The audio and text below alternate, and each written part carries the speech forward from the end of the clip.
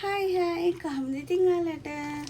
මම අද meet ball කරි එකක් හදන්න යන්නේ. ඒක කොහොමද හදාගත්තේ කියලා බලමු. මම ඒකට අවශ්‍ය දේවල් ටික ලෑස්ති කරගත්තා.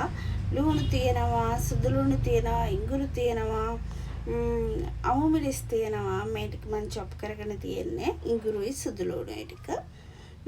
කිරි තියෙනවා, පොල් කිරි තියෙනවා. එහෙනම් කොහොමද හදාගත්තේ කියලා බලමු.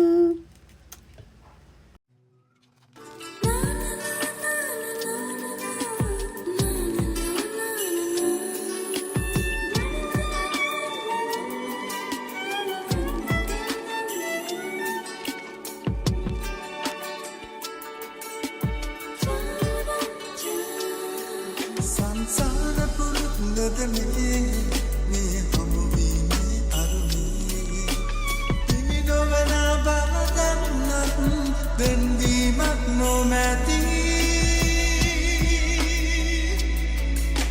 සමරු සල්කී ආදරේ නිනස් කියාදරේ සමරු සල්කී ආදරේ නිනස්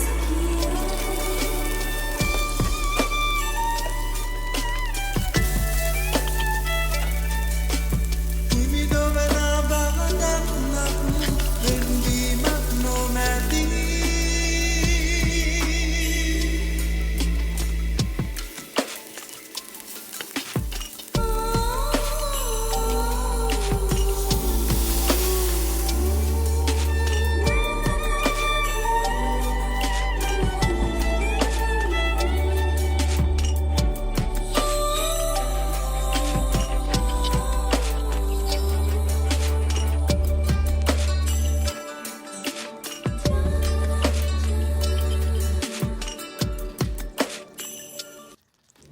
ඔන්න ඔහොම තමයි මගේ මීට් බෝල් කරි එක හදාගත්තේ.